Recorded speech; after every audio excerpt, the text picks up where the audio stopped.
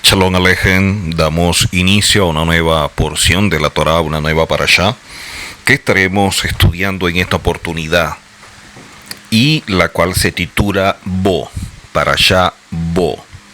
Esta parashá se traduce como Ben, y está en Shemot o Éxodo, como se conoce tradicionalmente este libro, aunque traduce como nombres, y aparece en el capítulo 10, verso 1, hasta el capítulo 13, verso 16. Desde el capítulo 10, verso 1, hasta el capítulo 13, verso 16. Es lo que estaremos estudiando en esta oportunidad. Esta parashá tiene muchos puntos que son relevantes porque vemos varios eventos que marcarán la vida de todos aquellos que son parte de la familia de Israel. Uno de los puntos que es importante destacar es que vemos en esta parashá cómo surge la identidad de todos aquellos que conforman al pueblo de Israel, porque en el mismo tiempo, en el mismo lugar y bajo las mismas condiciones se le dice a Israel que es su hijo, hablando de Hashem, dice: Israel es mi hijo, Israel es mi pueblo. Como la definición o lo que es la identidad se imparte en el mismo lugar, en el mismo tiempo y bajo las mismas condiciones, y allí se les dice: Israel es mi hijo, Israel es mi pueblo, por principio no se pueden separar. O sea, aquel que es hijo de Hashem es parte del pueblo de Hashem, y aquel que es parte del pueblo de Hashem, o sea, de Israel, es hijo de Hashem. Porque al momento de impartir esa identidad de hijo y de pueblo, y de allí el concepto de familia, se da en el mismo lugar, bajo las mismas condiciones y bajo el mismo tiempo. También vemos la libertad y lo que se conoce como la acción de redimir, o lo que es la redención de Israel para servir a Hashem. Aquí vemos la expresión fedut, aunque cuando hablamos de redención plena, la redención completa, estamos hablando de Geulah Shelema. Vemos también el inicio de cómo establecer el tiempo a través del mes de Abid. Habla también sobre la Geulah o la redención y el Mashiach. Y vemos también la celebración de Pesach. Son 5 puntos que vemos en esta parashá que destacan y que son importantes poder conocer. Obviamente, por asunto de tiempo no vamos a estarlos estudiando todo, pero vamos a estudiar muchas cosas que considero relevantes. Cuando tú tienes y vives conceptos y prácticas que son diferentes a la Torá, tú creas un Egipto dentro de ti.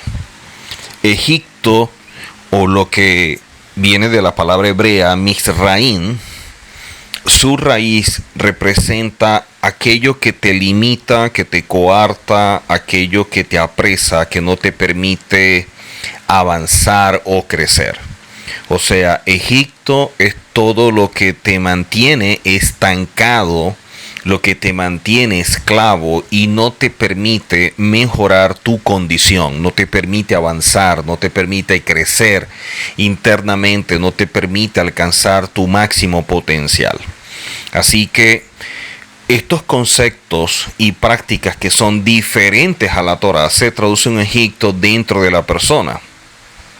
Sin darse cuenta, la persona anula la luz de Hashem a través de la Torá para vivir en tinieblas de forma inconsciente, ya que posee barreras, y estas barreras están en su mente y se transforman en unos kelipot o unos velos que no permiten ver más allá de la realidad, y esa realidad se transforma en su mundo, aunque hay una gran verdad. Ejemplo: una persona que vive en un sótano y no sale, y ha vivido toda su vida, su mundo está sujeto al sótano. O sea, él define el mundo bajo la realidad que vive. Pero cuando esa persona sale del sótano, se da cuenta que afuera hay toda una serie de elementos que ignoraba, pero que existía. Y que por el hecho de ignorar no significa que no estén allí presentes, porque estaba limitado, ya que su vida estaba sujeta a un sótano. De igual manera es el ser humano.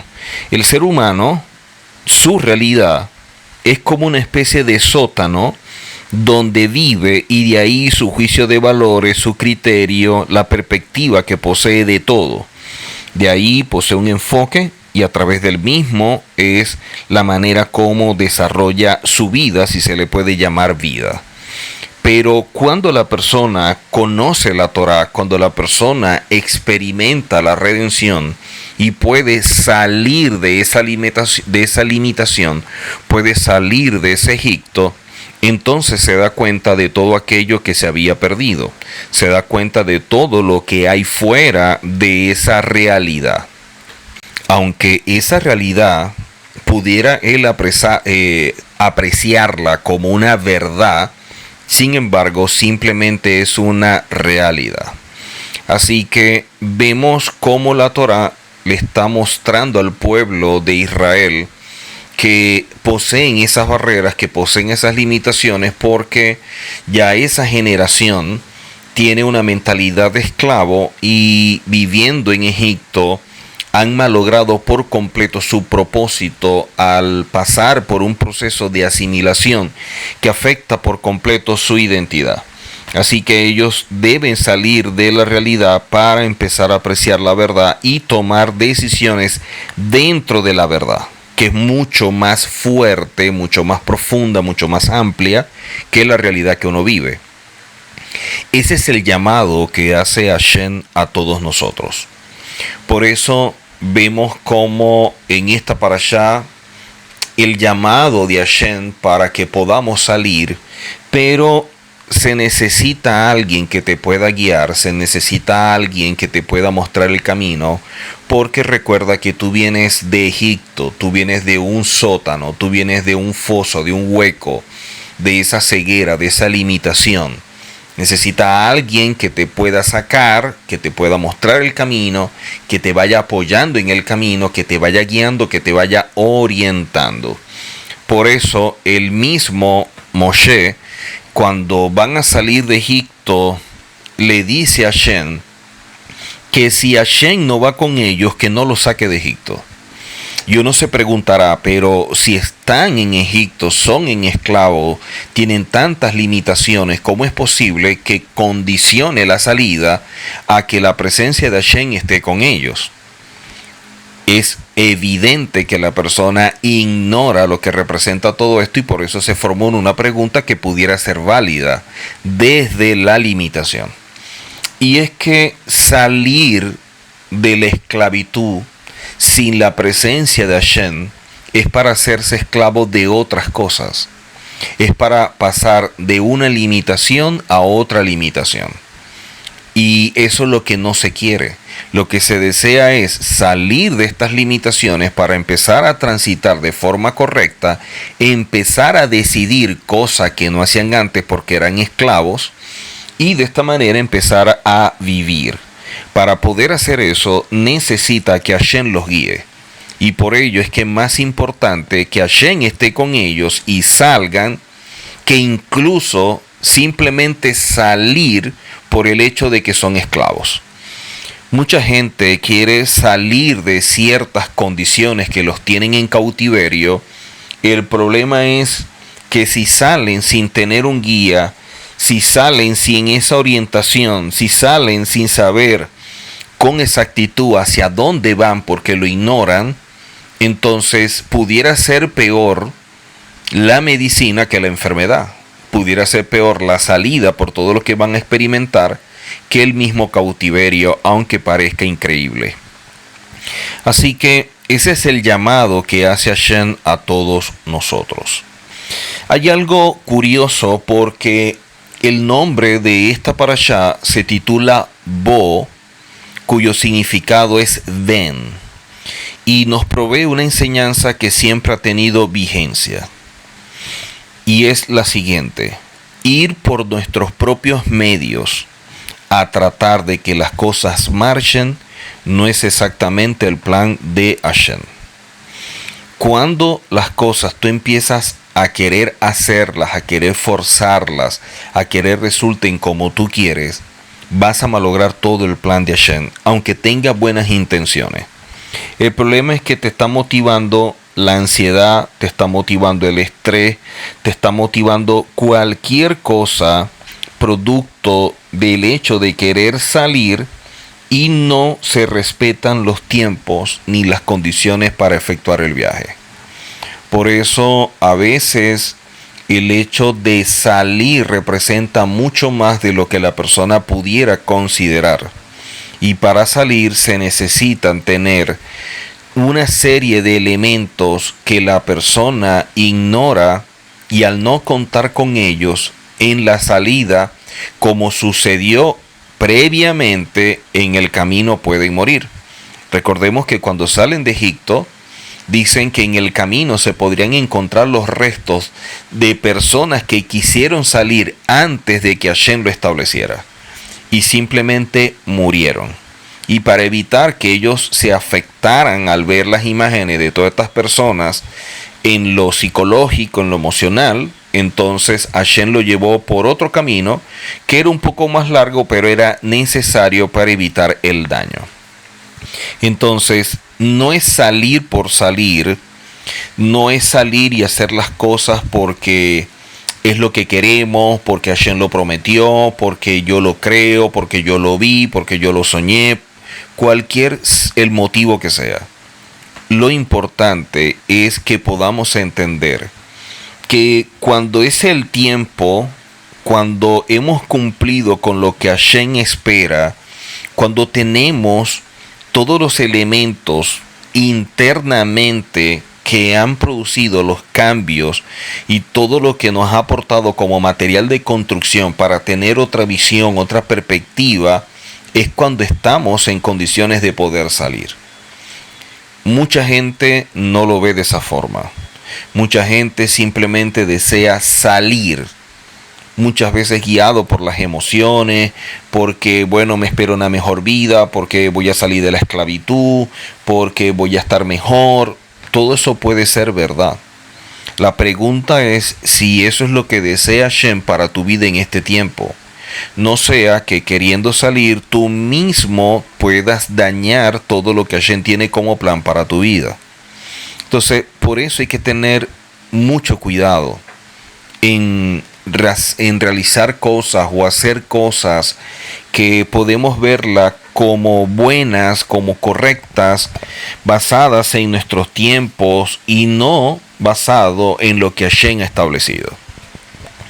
Otra de las cosas que debemos evaluar es que a veces Hashem ha establecido algo para nosotros y por circunstancias que ignoramos, que están relacionadas con falta de compromiso, una visión que no está muy clara, porque no hemos trabajado internamente lo que debemos, porque hemos perdido el tiempo, porque no hemos procurado hacer las cosas como Hashem espera para entrar a la otra etapa, le pasa como le sucedió al pueblo de Israel, que entonces tuvo que regresar a una condición que no era la mejor.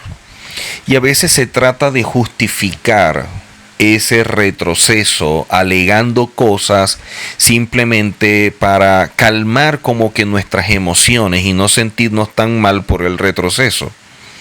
Eso es parte del autoengaño. Siempre hemos creído que todo lo que ha establecido Hashem para nuestra vida es para poder avanzar. Al punto que cuando se sale de Egipto, el mismo Hashem establece, ustedes van a salir, pero no van a volver nunca atrás. Ustedes no van a volver a ver a los egipcios. Y así ha sucedido con todo. Cuando Eliseo fue llamado por Elías, él quemó lo que utilizaba para trabajar, mató los bueyes, porque él no tenía un plan B. Él no estaba pensando, si no resulta con Elías, me regreso otra vez a trabajar. No, él destruyó todo eso porque ya no iba a volver allí. Él de aquí iba hacia adelante, iba a avanzar. El gran problema es que no nos preparamos para avanzar, no nos preparamos para esa nueva etapa, para seguir creciendo. Y pensamos que simplemente se va a dar porque sí y no estamos entendiendo lo que representa esto. Cuando no lo entendemos, lamentablemente, entonces empezamos a tener ciertas situaciones que no son las mejores y por eso se puede llegar a retroceder. Y vemos los casos como la mujer de Lot y otros más, y la misma escritura dice, el que pone la mano en el arado no puede mirar atrás. Entonces, ¿qué puede tener de bendición o qué puede traer para nuestra vida el hecho de retroceder? Creo que es algo que deberíamos evaluar, que deberíamos considerar y meditar muy bien. Porque si debemos retroceder, la pregunta pertinente es ¿por qué no avanzamos? ¿Por qué en vez de avanzar, por qué en vez de proseguir hacia aquello establecido por Hashem, vamos hacia atrás?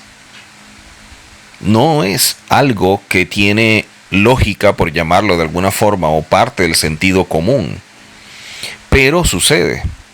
Entonces quiere decir que hay algo que no hicimos bien, quiere decir que hay algo que no hemos entendido, quiere decir que no tenemos conciencia de lo que representa todo esto y por eso entonces no estamos en las mejores condiciones, no tenemos las herramientas para pasar a esa otra etapa y se tienen que repetir ciertas cosas que son parte de un proceso para poder avanzar. Cuando esto lo empezamos a ver en perspectiva nos damos cuenta que todavía nos falta mucho por crecer, nos falta mucho por madurar en este sentido. Moshe es enviado por Hashem para liberar al pueblo. Fue en repetidas ocasiones para esta tarea, obteniendo siempre el mismo resultado, que era que no podía liberarlos porque todavía no era el momento y había muchas cosas que tratar, no solamente con Faraón, sino con el pueblo el que iba a liberar. O sea, cuando vemos nosotros las plagas, siempre nos enfocamos en que era como una especie de juicio para Egipto, pero no nos damos cuenta que la lección más grande que hay detrás de todo esto es lo que Hashem quería mostrar o enseñar a su pueblo. Lo que quería que ellos vieran, que ellos comprendieran y se dieran cuenta de quién es Hashem. Y al decir todo esto, nos damos cuenta que Hashem mismo nos muestra que cuando nosotros hacemos las cosas a nuestra manera, nunca vamos a tener éxito por mucho que insistamos. Y eso es algo que debemos tener siempre presente. Es mejor hacer las cosas y dejar de querer intervenir, dejar que todo fluya sin que nosotros influyamos en aquello que Hashem tiene como plan. Yo puedo tener muchos planes, pero el que se va a cumplir siempre será lo establecido por Hashem en función de un propósito. Aquí, cuando vemos esta parashá, estamos viendo que lo sucedido no solo era una manifestación a Faraón del poder de Hashem, sino una prueba para el propio Moshe. Es esa paciencia que debemos mostrar cuando estamos siendo agobiados por la circunstancia, cuando todo parece estar en contra nuestra, cuando pareciera no existir ninguna esperanza. Justamente en esas condiciones, cuando la majestuosidad de Hashem se muestra y nos revela que es solamente Él quien rige el futuro del hombre y que Él tiene el poder de permitirnos una salida cuando nosotros, por causa de nuestras debilidades, no vemos ningún panorama favorable. Y la fe de Moshe pasó la prueba. Sin embargo, vemos lo sucedido con Faraón. Y eso es algo que nosotros debemos tomar en consideración. La paciencia es la que nos va a ayudar a que nosotros podamos vivir los procesos. Y es algo que debemos tomar en consideración. Nosotros podemos tener una meta en la vida, pero a veces estamos tan enfocados en la meta que no estamos apreciando, no estamos valorando, no estamos disfrutando o viviendo el tiempo para llegar a esa meta. Y ese tiempo para llegar a esa meta es el que más vamos a experimentar. Llegar a la meta es un momento, pero vivir todo el proceso para llegar a ella se va a llevar mucho tiempo. Y yo tengo que estar consciente de ese tiempo y vivir cada día de forma consciente, entendiendo que me va a dar grandes lecciones que debo aprender, que debo corregir, que debo mejorar. Cada día es un gran regalo de Hashem y que debemos valorar. Y a veces, por estar enfocados en la meta, que no está mal, cuando yo estoy consciente de que para llegar a esa meta debo vivir cada día, debo aprender cada día, debo entender este día que me está dando Hashem, qué lección debo extraer, qué debo aprender, porque Hashem lo está permitiendo. Pero cuando tenemos la mirada puesta en la meta y no en el proceso para llegar a ella, lamentablemente nos estamos perdiendo muchísimo de lo que nos ayuda a forjar carácter y a madurar, y al contrario pudiéramos entrar en esa ansiedad, en ese estrés que no nos ayuda para nada. Otra de las cosas que vemos en esta parashá es que también aprendemos que no somos nosotros quien debemos ir en busca de aquellos de quienes creemos que potencialmente nos van a oír. Pues aunque estemos llenos de buenas intenciones, ello no es suficiente para obtener los mejores resultados. Solo la dirección infalible de Hashem nos provee la posibilidad de encontrar el camino correcto. Esto significa que quien realmente quiere oír, quiere aprender, quiere acercarse a Hashem, quiere mejorar, quiere cambiar, quiere despertar, quiere tener mayor conciencia, debe buscar siempre quien le enseñe.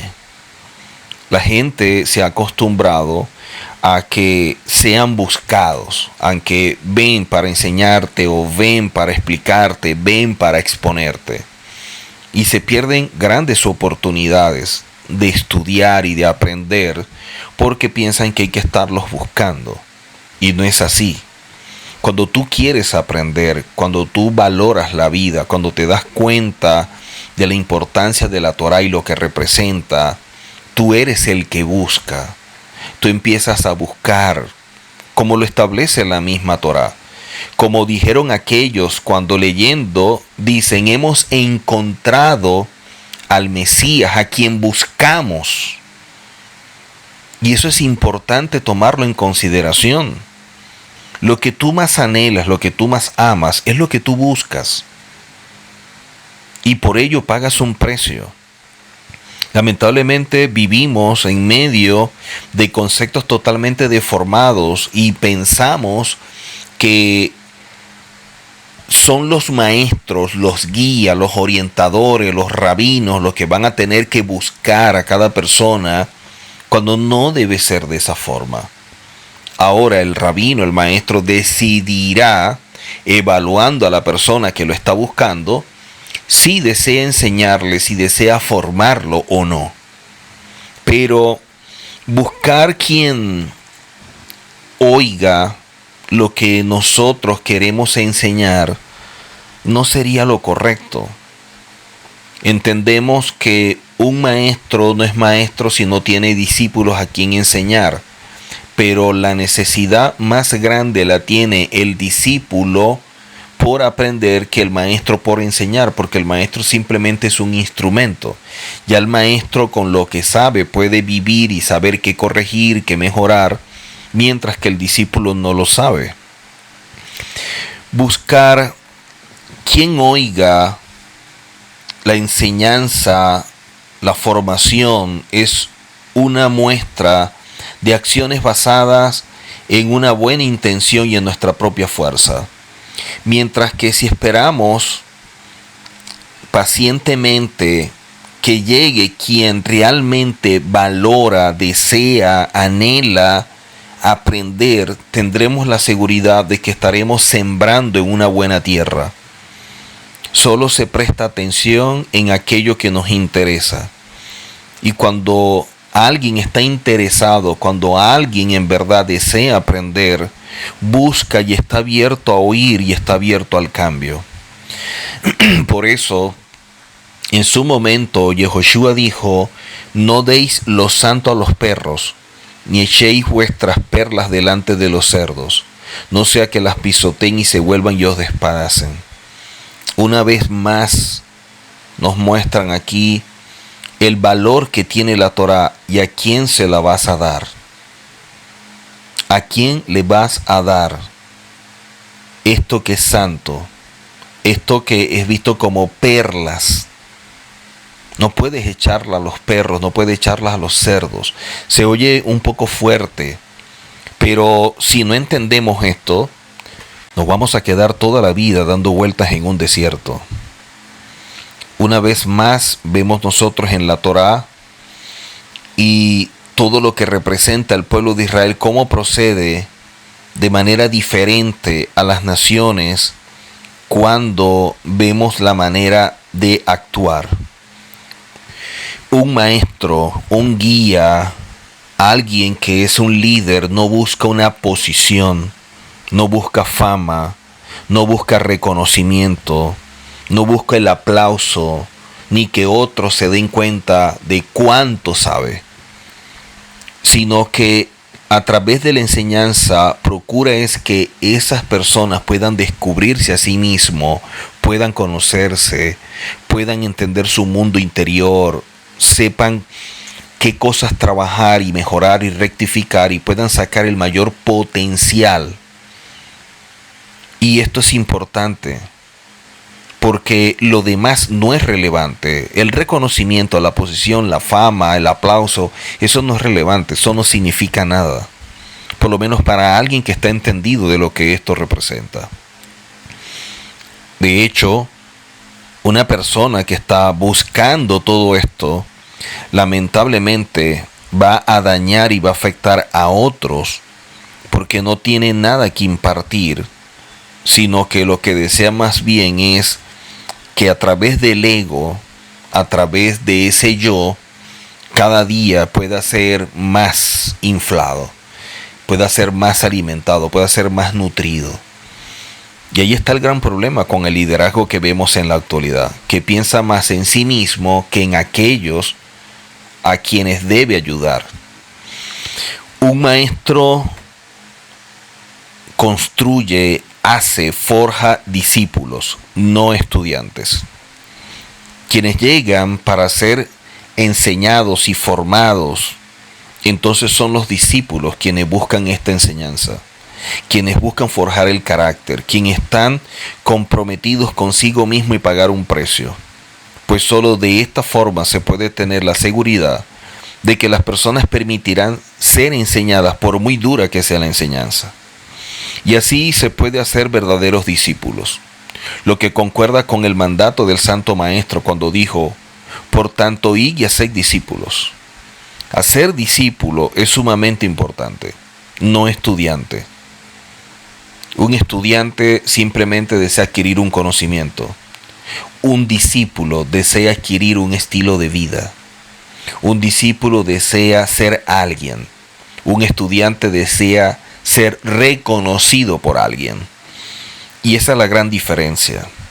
Por eso, a veces cuando vemos personas que buscan, uno simplemente va dejando que vaya pasando el tiempo. A veces la gente llega con ese desespero, con esa ansiedad: quiero estudiar, quiero aprender, enséñeme, yo quiero estar allí. Pero la verdad se va a revelar en su momento, porque el tiempo es el que va a mostrar la verdadera intención. Si la persona se mantiene firme, si la persona a pesar de las condiciones sigue buscando, si la persona a pesar de todo lo que se presente está allí para aprender, entonces estamos viendo a alguien con firmeza sus convicciones y va a valorar la enseñanza. Pero vemos nosotros que mucha gente empieza de esa manera. Yo quiero aprender, quiero estudiar, enséñeme cómo hacemos. Pero luego esa llama se va apagando. Es una emotividad guiada por el alma que no llega a ningún lado. Y cuando se presentan circunstancias diferentes y todo esto cambia por completo. Lo que en un momento usted veía siempre como alguien pendiente, quiero aprender, quiero estudiar, enséñeme, luego hace como los barcos de guerra. Empieza el silencio, la ausencia y ya no está como antes, ya no se presenta como antes.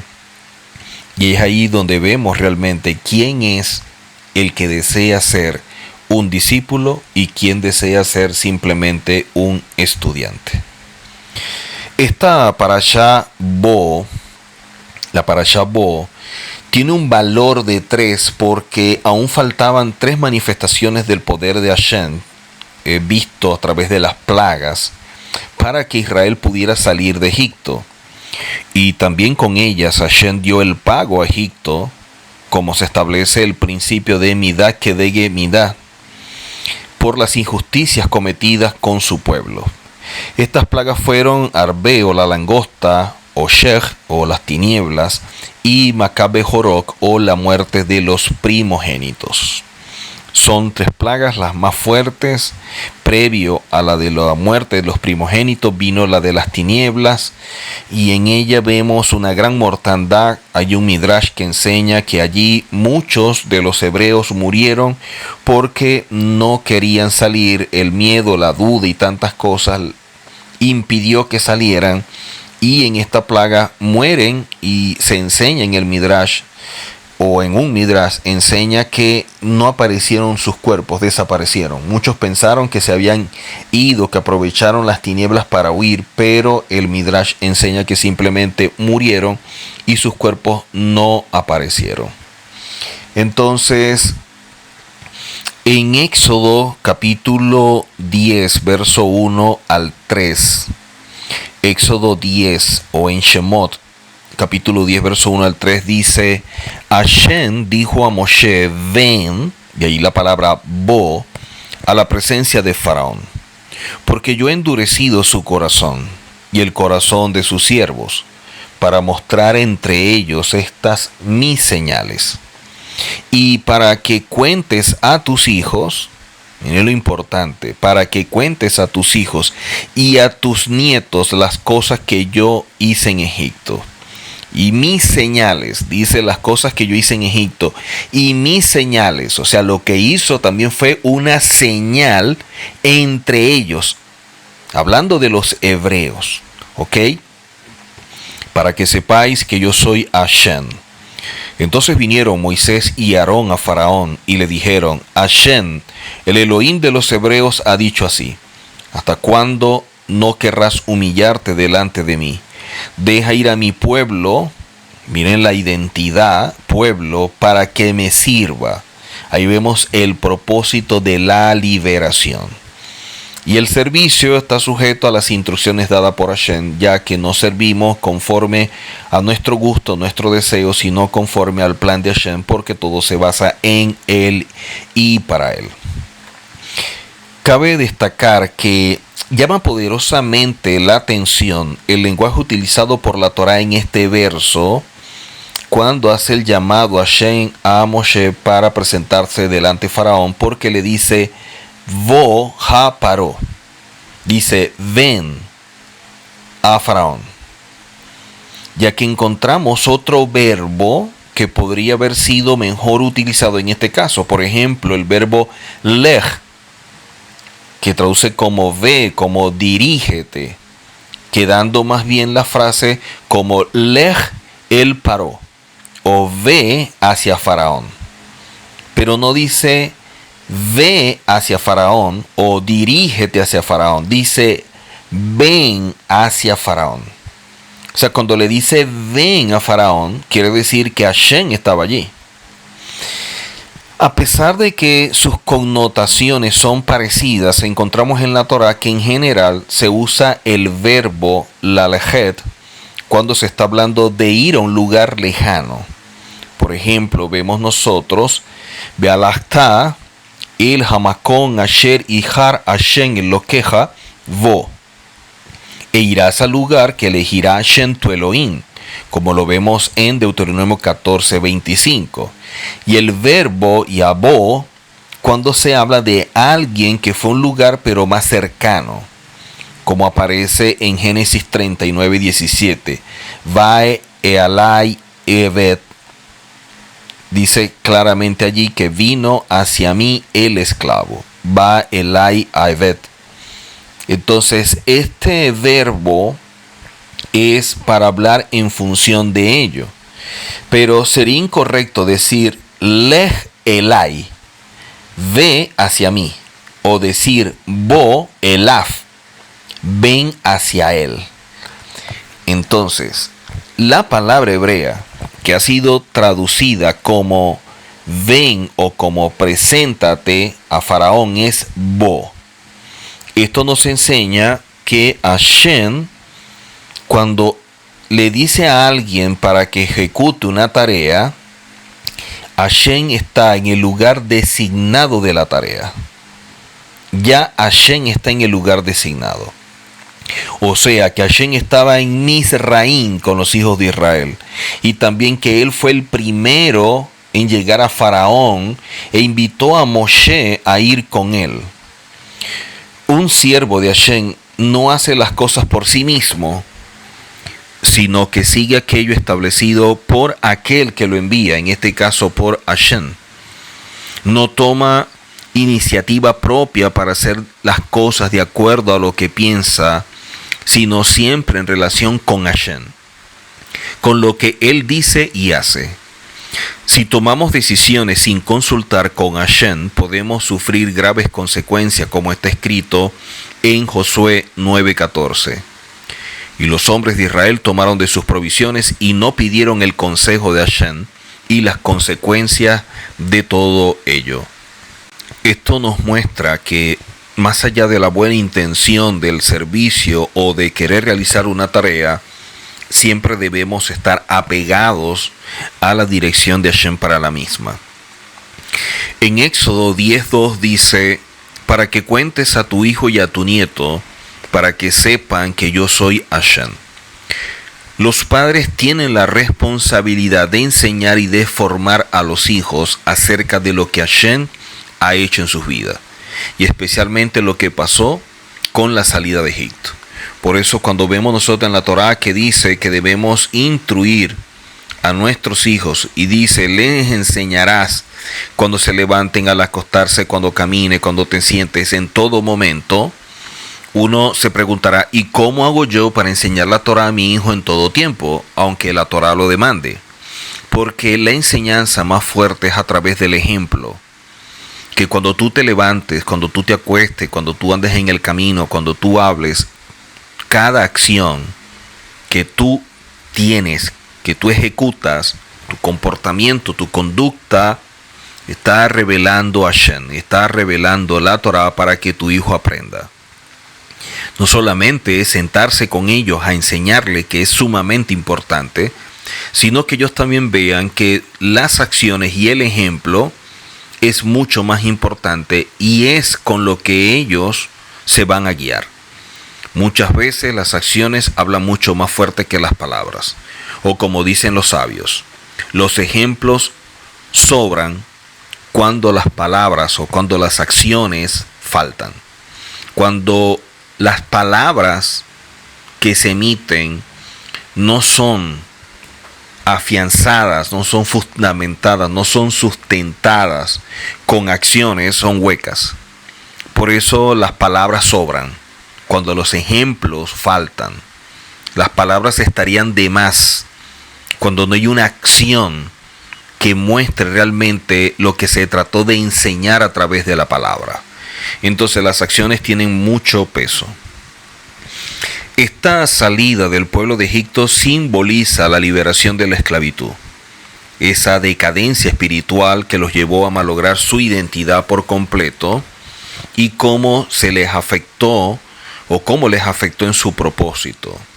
Hay que contar a los hijos la experiencia de salvación por medio de Hashem, y los padres tienen que transmitir estas verdades a sus hijos siempre. Por eso en la Agadá de Pesach se habla de ello, pero a diario debemos también nosotros tener presente y dar gracias a Hashem por todos los favores y todo lo que hemos alcanzado en la vida. Este texto también nos enseña que los abuelos tienen la obligación de contar a sus nietos acerca de la redención de Hashem. La tarea de transmitir la fe hebrea no recae solamente sobre los padres, sino también sobre los abuelos, como está escrito en Joel capítulo 1. Contadlo a vuestros hijos, y a vuestros hijos y a sus hijos a la siguiente generación. Los abuelos tienen que ser también garantes de transmitir este mensaje, de formarlos. Y de allí la importancia de que de generación en generación se vaya transmitiendo en la Torá para que no se pierda la identidad y al contrario se pueda fortalecer. En los Salmos, en el capítulo 78, verso 12 en adelante, Salmo 78, verso 12 en adelante está escrito: en parábolas abriré mi boca, hablaré enigmas de la antigüedad, que hemos oído y conocido, y que nuestros padres nos han contado. No lo ocultaremos a sus hijos, sino que contaremos a la generación venidera la alabanza de Hashem, su poder y las maravillas que hizo. Porque él estableció un testimonio en Jacob y puso una ley en Israel, la cual ordenó a nuestros padres que enseñaran a sus hijos para que la generación venidera lo supiera, aun los hijos que habían de nacer, y estos se levantaran y lo contaran a sus hijos. Qué importante, cuán importante es transmitir todo esto a los hijos y a las futuras generaciones. Dice luego, para que ellos pusieran su confianza en Elohim y no se olvidaran de las obras de Elohim, sino que guardaran sus mandamientos y no fueran como sus padres. Y una generación obstinada y rebelde, generación que no preparó su corazón y cuyo espíritu no fue fiel a Elohim.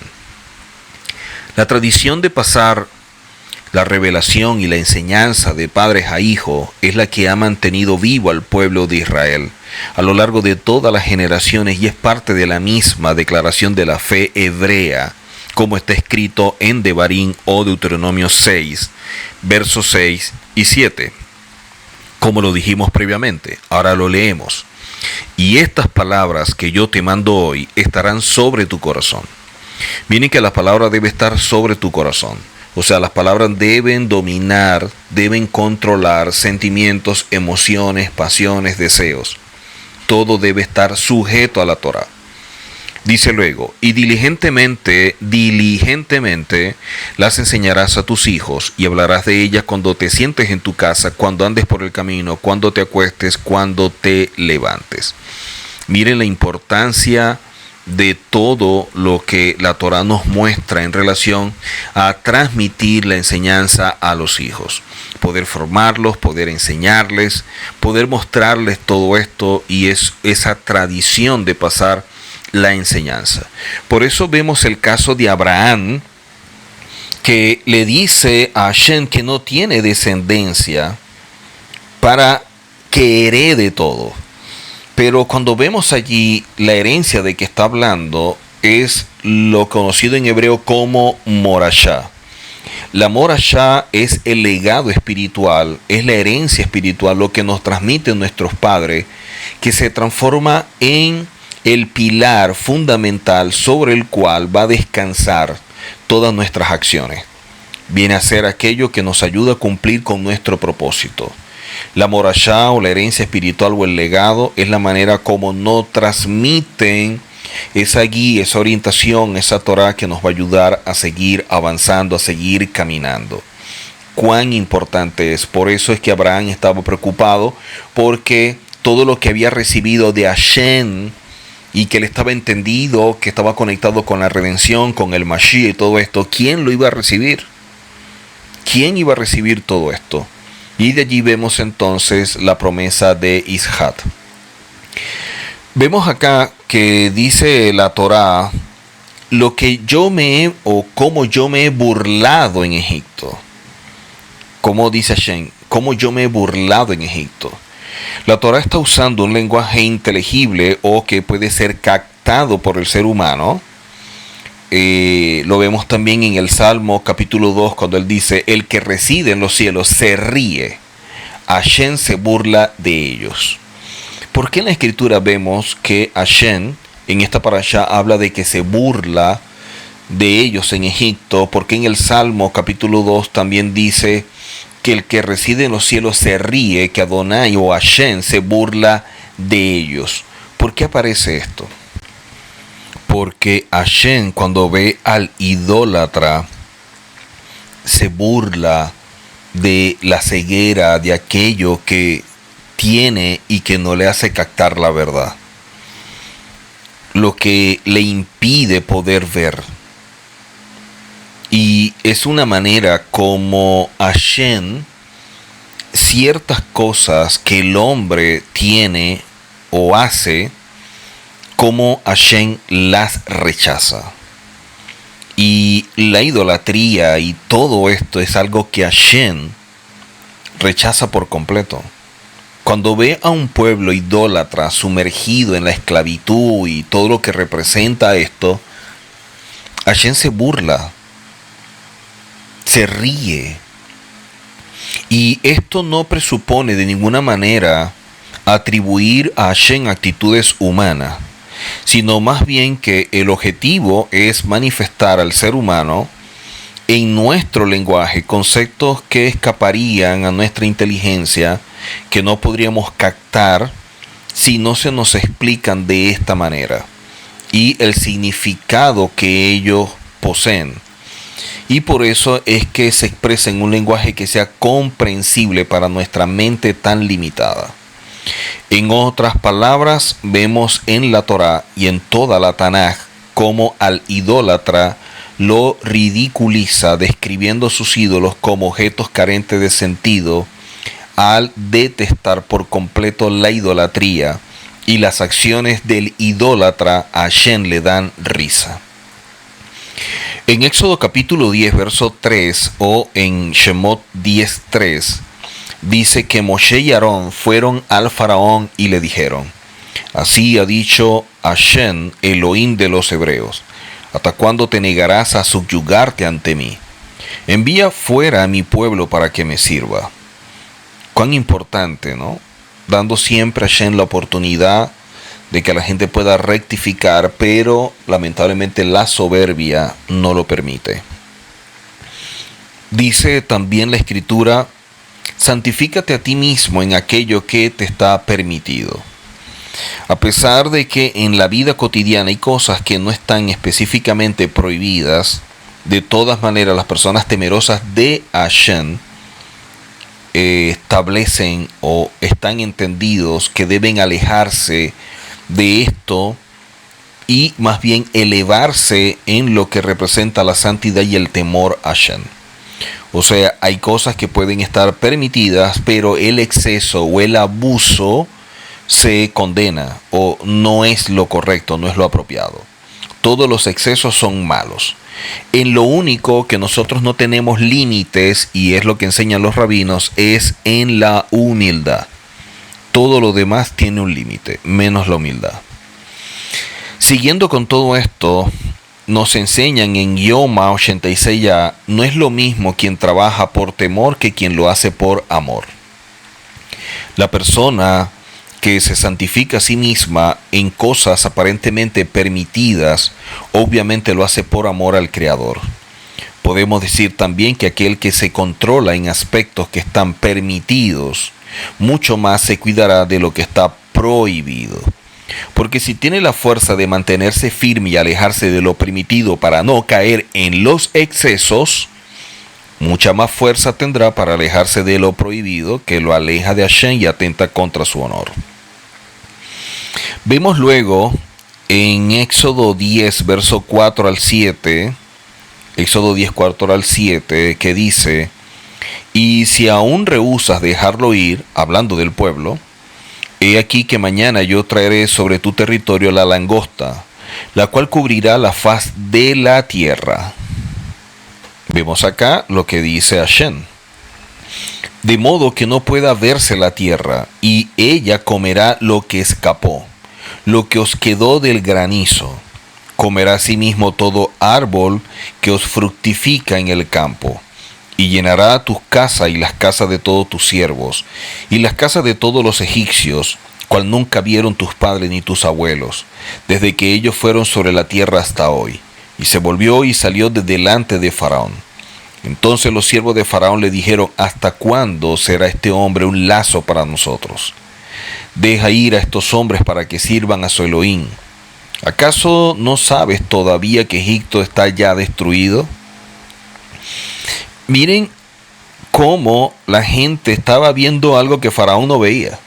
Parecía que Faraón no tenía conciencia, pero es que la soberbia no permite que la gente vea la verdad. Lo otro que vemos acá es que Ibn Ezra nos recuerda la calamidad que suponía esta plaga. Asimismo cita al profeta Joel, en cuyos días se originó una devastadora plaga de langosta que afectó a la tierra de Israel. Esa plaga estuvo compuesta por 7 especies de langosta, y llama nuestra atención que, con referencia a dicho episodio, Elohim, por boca de su profeta Joel, denomina la langosta Elí Agadol, mi gran ejército, como aparece en Joel capítulo 2. Esto nos muestra cómo Hashem utiliza diferentes medios como instrumentos de él para enseñar a su pueblo. No podemos menos que concluir remarcando la ironía que encierra el enfrentamiento de Faraón y el creador de la naturaleza, el Boreolán, creador del mundo, pues mientras Faraón contaba con un inmenso ejército bien pertrechado, Hashem, el creador de la naturaleza, enfrentará con su gran ejército, que consistía en débiles y frágiles langostas, que por su numerosa cantidad oscurecen la luz del día. Los grandes ejércitos de los hombres son vulnerables. El verso 7 dice: ¿hasta cuándo va a ser este hombre para nosotros por trampa? Abarbanel entiende que la parashá nos está hablando de todo lo que representa la salida, y entiende que la palabra se, que es la que se utiliza cuando dice puede referirse a Moshe, odiado por los servidores de Faraón, quienes ni siquiera mencionaba su nombre. ¿Ok? Qué fuerte para ellos, ¿no? Tener que ver a Moshe y todo lo que estaba ocurriendo, que para referirse a Moshe utilizan esta expresión se como Podría también enseñan que el término se refiere al pueblo de Israel visto como uno solo. El verso 7 dice claramente, cuando lo leímos, que le dicen a Faraón: envía a los hombres. O sea, los servidores no le aconsejan liberar a todo el pueblo, sino que simplemente que le conceda cierta libertad para que los hombres del pueblo de Israel vayan a servir como lo demandaba Hashem. Ese comentario lo hace Abarbanel. Esto nos muestra cómo cada plaga iba golpeando el orgullo de Egipto y sobre todo en Faraón. Luego vemos en Éxodo 10:9, que dice: y Moshe respondió: iremos con nuestros jóvenes y nuestros ancianos, con nuestros hijos, con nuestras hijas, nuestras ovejas, con nuestra vacada, iremos porque hemos de celebrar una solemnidad a Hashem. O sea, Moshe no acepta que deban ir solamente los hombres, sino que todo el pueblo va a ir, porque todos son uno solo. Un pueblo, una familia. Hashem establece que Israel es su hijo. Así que este verso nos enseña que hay 5 cosas que son necesarias para que se pueda celebrar esta convocatoria. Vemos la libertad, un esclavo no puede celebrar, y por eso es que vemos como personas que son esclavas de este sistema, de este mundo, sin evaluar lo que representa la celebración, porque para ellos simplemente es una fiesta, siendo esclavos de un sistema, celebran Pesach. ¿Cómo alguien que es esclavo de un sistema puede celebrar Pesach? ¿Cómo alguien que está apegado a las tradiciones decembrinas y lo que representa la Navidad y todo esto, y entendemos el trasfondo, puede celebrar Hanukkah, que representa la libertad y la lucha en pro de la identidad? Alguien que está luchando por su identidad como parte del pueblo de Israel, y por otro lado celebrando algo que atenta contra la identidad y que es parte de la asimilación que tanto daño ha causado. Eso revela que la persona no tiene conciencia de lo que está haciendo y mucho menos revelación de lo que es la convocatoria. De igual manera pasa con la celebración de Pesach, igual pasa con la celebración de Shabbat. La gente piensa que simplemente nos reunimos, encendí unas velas, aquí están los panes, aquí está el vino, algunas oraciones, ya estoy celebrando Shabbat, ya guardé Shabbat. Lejos están de guardar Shabbat, de celebrarlo y tener revelación de lo que representa el Shabbat. Otro de los elementos necesarios para la convocatoria, aparte de la libertad, es el concepto de familia.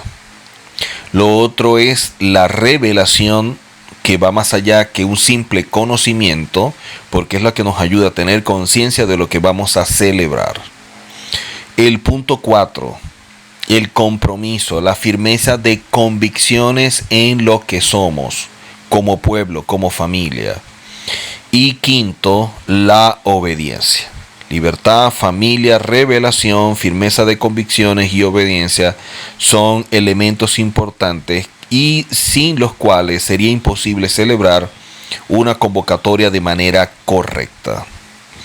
Luego en Éxodo capítulo 10, verso 21 al 23, Éxodo 10, 21 al 23 dice: Hashem dijo a Moshe: extiende tu mano hacia el cielo para que haya tinieblas, o shech en hebreo, sobre la tierra de Egipto, tanto que cualquiera las palpe. Y extendió Moisés su mano hacia el cielo, y hubo densas tinieblas sobre toda la tierra de Egipto por 3 días. Ninguno vio a su prójimo, ni nadie se levantó de su lugar en 3 días, mas todos los hijos de Israel tenían luz en sus habitaciones. Esta palabra tinieblas o shech en hebreo no es igual a lo que es oscuridad. Oshech, su connotación es espiritual. En esa plaga murieron también hebreos, como lo expliqué previamente, porque así lo enseña un Midrash. Personas que se resistían al llamado y salida del pueblo a una vida mejor, porque se le va a devolver la identidad y de esta manera caminar en pro de un propósito, para que ellos puedan experimentar la promesa dada a Abraham cuando le dijo qué tierra le daría para que ellos pudieran vivir. Las personas se dejan llevar por cosas que aparentan poseer mucha sabiduría y que son ocultas o místicas, y eso es totalmente absurdo. La cabalistería y esta cábala que mucha gente a veces enseña, y esta parte esotérica, mística, que la estamos viendo ahora comúnmente en personas que sin ser judías, ni tener una perspectiva hebrea, ni conocer la Torá, ni nada por el estilo, piensan que saben cábala, piensan que están aprendiendo o estudiando cábala, o que conocen cábala, y no es así. Pero eso es parte del autoengaño. Cuando tú te convences de cualquier cosa que te atrae, y esto llama poderosamente la atención, si no lo revisas y analizas a profundidad, si no eres objetivo, estás en el Oshech, estás en las tinieblas. Esta plaga nos muestra a todos los hebreos que estaban allí presentes, y eso fue lo que revela Hashem y lo que nos revela a nosotros cada vez que estudiamos todo esto, y cuando estudiamos la salida del pueblo de Egipto, cuando vamos a celebrar Pesach, que mucha gente no buscó la verdad y la libertad, que no tenían conciencia de lo que ellos eran y en el hueco que ellos estaban. La importancia de tener firmeza en nuestras convicciones y claridad en lo que creemos con firmeza y no de manera subjetiva o aparente es lo que nos va a ayudar. Por eso, luego de esto viene el Corbán Pesat, que representa degollar la falsedad, la idolatría, en medio de una nación que tenía un concepto elevado de este animal, y más en esa fecha. Era exponerse a la muerte cuando ellos estaban degollando estos animales que para el pueblo de Egipto eran vistos como ídolos. Pero es un paso que revela la determinación de caminar en obediencia para poder alcanzar la vida y no simplemente existir. Y esto es sumamente importante tenerlo presente.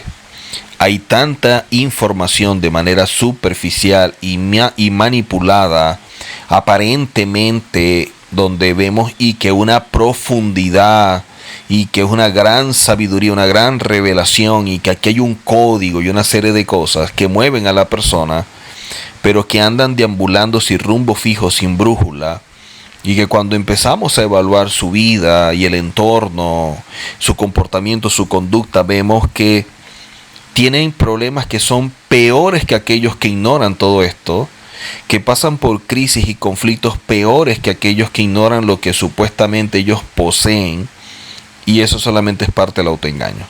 La gente termina con las mismas crisis o peores que aquellos que no conocen toda esta sabiduría, toda esta cábala y todo esto que la gente dice creer tener y que no tienen. Pero es importante, y esto nos lo enseña la Torá, que más que un conocimiento es tener una revelación que nos comprometa con la Torá y la humildad para reconocer que no sabemos nada, porque si no caeríamos en la soberbia, y eso es parte de la idolatría, porque la persona sentiría que está en una posición superior porque conoce cosas que otros ignoran cuando en verdad no conoce nada. Pero hay personas seducidas por esta idea y tienen convicciones falsas de todo esto. Vemos acá que dice en la Torá, hablando de esta plaga, dice que se palpe la oscuridad. Nuestra traducción está basada en Ibn Ezra, quien rechaza con vehemencia la opinión de otros gramáticos que quieren ver un significado distinto para el término hebreo Beyamash. Beyamash, que es lo que aparece acá y lo que está escrito, el significado real de esta plaga, adquiere una mayor magnitud cuando leemos en Devarim 28, verso 28, que dice: te castigará Hashem con confusión en la mente, confusión en tu mente, y palparás al mediodía como palpa el que no ve, como el que anda en las tinieblas, y no prosperará en tus caminos. O sea, cuando vemos esta plaga, vemos claramente que el resultado de la plaga es una confusión, una mente confundida, una mente que está limitada, que está esclavizada, que no ve más allá, y por eso comparan a una persona confundida o con este tipo de mentalidad como aquel ciego que, aunque está al mediodía en plena luz del sol, palpa y no ve nada. Lo que parece mostrar de forma muy clara que la oscuridad en Egipto no tenía por finalidad, la oscuridad en Egipto no tenía por finalidad paralizar el país, sino cambiar la mente, ¿ok? La mente de los egipcios y sobre todo de los hebreos, para que reflexionaran, para que se dieran cuenta que la ignorancia, el desconocimiento, la confusión en sus mentes no les permitían ver más allá de la oscuridad o de las tinieblas que habían, que era evidente, pero lo que había detrás de esa tiniebla era lo que realmente quería enseñar Hashem, o lo que enseñó Hashem.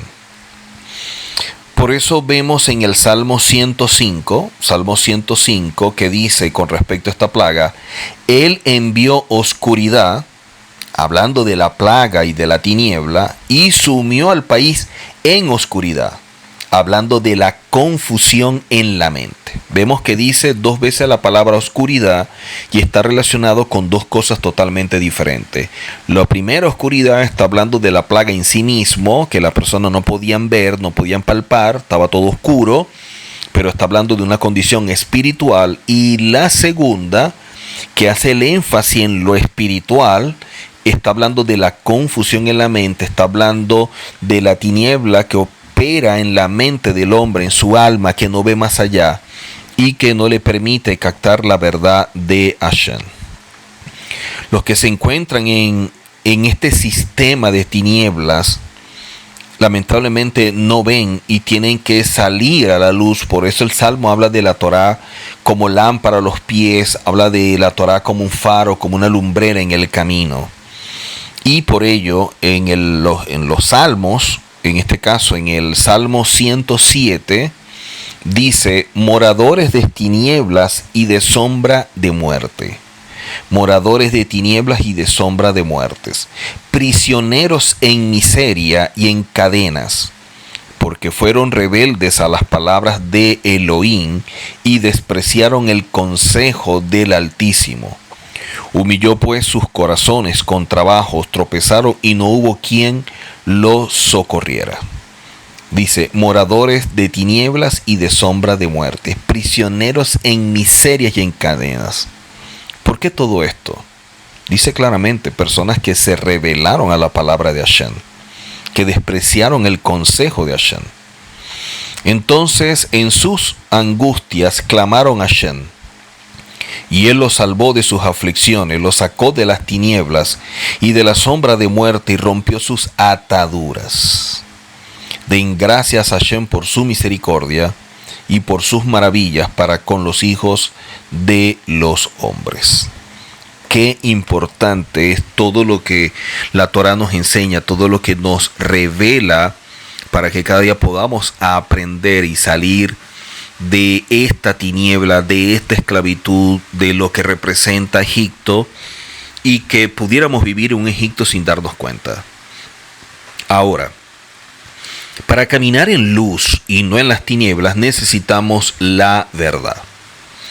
Esta palabra verdad en hebreo, que es la palabra emet, conformada por la alef, la men y la taf, estas 3 letras, para lograr llegar a una posición espiritual, a una condición elevada de gran conciencia, se debe estar enfocado en el proceso. Enfocado en el proceso. Un proceso de depuración, de abstinencia, de purificación, de limpieza del alma. Y es un proceso largo. El gran problema es que esta generación no tiene paciencia y la inmediatez los afecta en aquello que desean obtener. Cuando tú no entiendes el proceso, tú no estás realmente comprometido con aquello que deseas adquirir, porque no estás entendido del precio que debes pagar por el mismo. Así que esta palabra emet o verdad nos muestra la manera en la cual nosotros debemos conectarnos con Hashem, y que esa conexión no es instantánea. El proceso nos ayuda a madurar, el proceso nos ayuda a crecer, a depurarnos, a rectificar, a ver las cosas mucho mejor, porque en medio de las tinieblas no veíamos. Pero a veces la comodidad espiritual que se desea, y a veces el obtener un conocimiento por un asunto de ego, es lo que afecta a la persona y no se logra, producto de que no se entiende lo que representa la redención, la geula, que es el propósito por el cual somos procesados y tenemos que pasar por diversas pruebas. La salida de Egipto no es el final de la historia del pueblo de Israel, es el inicio. Entonces, cuando una persona quiere salir de una condición que es como su Egipto, ahí no termina todo. Al contrario, allí apenas empieza. Es un camino que se debe de recorrer, es largo, es fuerte, profundo, de grandes cambios. Por eso es visto como un camino angosto que muchas personas buscan, pero poco lo pueden llegar a conseguir por el criterio errado que se tiene de cómo buscar el camino y transitar por el mismo. Y este es el resultado de las tinieblas o una mente entenebrecida. Así que el conocimiento que se debe obtener para salir de todo esto, basado en una revelación, es a través de la humildad. Es ser responsables de aquello que queremos adquirir, de caminar con firmeza nuestras convicciones, entender los procesos, entender la depuración en nuestra vida, que no es simplemente un conocimiento, que no es adquirir algo ni ser estudiantes, sino llegar a ser verdaderos discípulos, forjando el carácter, alcanzando madurez, depurándonos de tantas cosas y sobre todo de la falsedad que surge como resultado de un conocimiento equivocado, alimentado por un ego que simplemente quiere obtener un conocimiento para mostrarle a otros cuánto sabe, aunque su vida no refleje el conocimiento que posee. Así que sin entender estos principios, la persona vive en un desierto, producto de que tiene una ceguera producida por las tinieblas y caminando en tinieblas no puede ver, no puede transitar. Caminar en la verdad es un proceso que se transforma en un estilo de vida que refleja la santidad de Hashem en nuestra vida, la cual vemos a través del compromiso con la Torá y la determinación de obedecer en todo, para que de esta manera podamos caminar y como afirma el Talmud, no hay persona más libre que aquella que estudia y cumple cabalmente con la Torá, obedeciéndola en todo. Por ello, la importancia de obedecer, la importancia de aprender con ese objetivo, de cumplirla para ver cambios, para entender que esto es un estilo de vida. Así que sigamos aprendiendo, sigamos estudiando todo lo que Hashem nos revela en su Torá y que cada día podamos ver cambios profundos y forjar ese carácter que nos permita transitar en la verdad y en la luz de la Torá. Nos vemos en la próxima oportunidad. Hasako Baruch.